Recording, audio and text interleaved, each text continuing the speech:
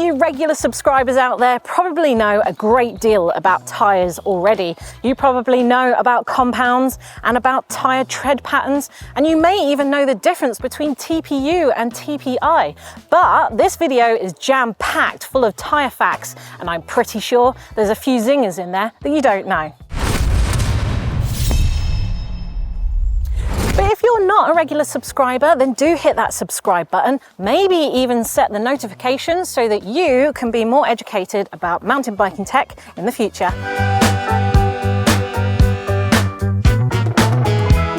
Now, if you're a regular subscriber, you probably know what a sidewall is. You know that it connects the tread to the bead and fits inside your rim. And you probably already know that having flexible sidewalls can offer grip and traction and comfort by conforming over the terrain.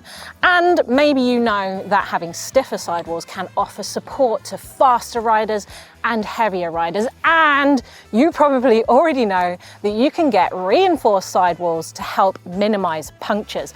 But did you know tan walls might actually affect the tyre's performance? So a tan wall tyre is basically a tyre that has a sidewall that is tan or light brown in colour, as opposed to the standard black or grey. In most cases, a tan wall is just an aesthetic choice, but there is a slightly different manufacturing process to get this look, and that can affect the way a tyre feels. You see, rubber isn't naturally black. You need to add a pigment to get this colour, and usually manufacturers use carbon black. Now, this is a filler. It's kind of a waste product from petroleum production, and this filler can actually add benefits. It can add UV protection, abrasion resistance, and durability. So by not using carbon black in the sidewalls, we can get closer to the natural colour of rubber, which gives us this tan wall appearance, but also it forgoes some of the benefits.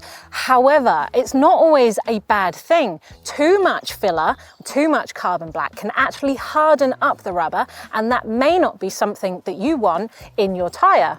Getting closer to the rubber's natural state is why colours can slightly vary when it comes to tan walls. But anyway, regardless of all of these facts, can we just take a minute to appreciate how good they look on my bike? Now, what you clever people probably already know is that when we talk about compound, we're talking about the type of rubber used in a tyre, and the type of rubber can change the grip, the durability, and the comfort of a tyre. So soft compounds can offer incredible traction and grip in wet conditions because they can conform over technical terrain, and they can be very tacky over things like wet roots and rocks. But soft compounds aren't very durable. They don't last that long. Harder compounds are much more durable. They're much more harder wearing, and they can actually be faster tyres, because if they're not conforming over the terrain, they're not sapping any energy or robbing any rolling momentum. And this is why they're great for fast rolling tracks and dry terrain. But do you know how we get these compounds? And did you know that there are other processes in the manufacturing of tyres that can affect these characteristics as well as just the compound? Now, rubber is not just rubber. There's a whole heap of different types of rubber out there. Some can be soft and flexible, and some can be hard and durable. And manufacturers will combine these different types of rubbers to get the characteristics that they want. That's why we refer to it as a compound, because a compound means a mix. Remember when we talked about carbon black earlier? Well, carbon black doesn't just make tyres look nice and black, it's actually a filler, and when that is added to rubber, it can really harden it up and change the characteristics of it. So as you can see from these three tyres, there's a mix of tan wall and grey and black, and we know by looking at them that there's probably a mix of compounds, but also a mixed use of filler in there as well. So there are some differences that we can see, but there's a lot more going on inside here than just the colours and the fillers that are used. Different manufacturing processes can give us different results, but also they can give us the same results. You can add carbon black to harden up the rubber, but you can also add things like oils in order to soften up the rubber. So how do we know which compound is best, or which manufacturing process is best, or how do we even know what we're getting in a tyre?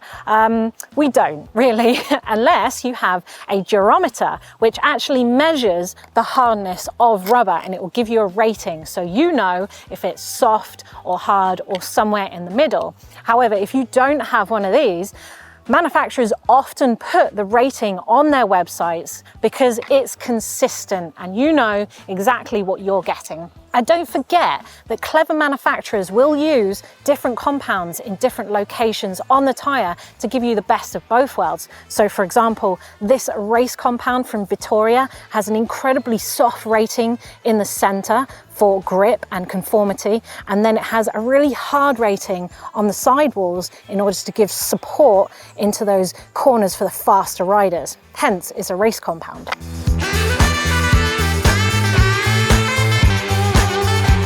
So as we've just learned, tyres aren't just rubber. There can be fillers in there, there can even be oil into the mix of that rubber. And you probably know that older tyres, or some downhill tyres, actually use steel in the beading to give it some strength, although most modern companies like Vittoria will use Kevlar these days to give it the strength but still allow it to fold without bending or breaking the bead. Now, some manufacturers will also use Kevlar in the sidewalls to give it some abrasion resistance. Vittoria actually uses butyl, you can see it in the side here, and that is a type of synthetic rubber in order to give that abrasion resistance there too. You'll also find latex in your tyres because you need a seal on the inside of tubeless tyres to keep the sealant in. And if you're a regular viewer of GMBN then you probably already know that the casing of a tyre is almost certainly made up of nylon threads. And that's the inside here. It gives the structure of the tyre, and this is what TPI means. It's threads per inch. It's how many nylon threads are in that casing per inch squared.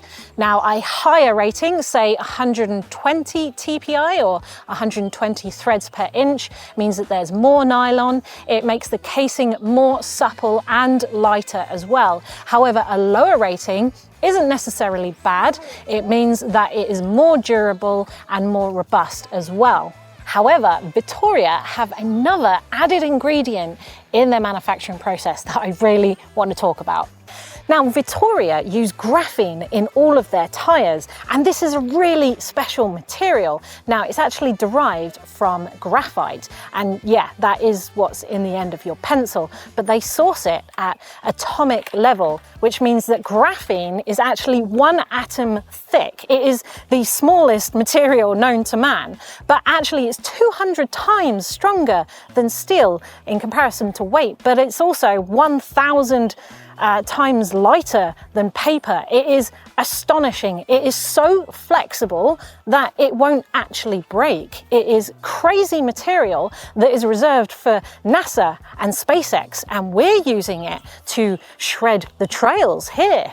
So this is alien technology that basically won 2 scientists a Nobel Prize in Physics in 2010.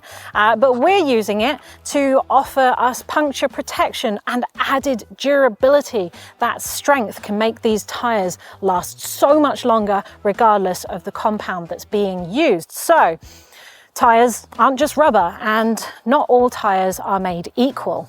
Okay, that's enough facts for today, but if you liked this video and these facts, then please physically like it for me so that I know to do more videos like this in the future. Anyway, so long, nerds.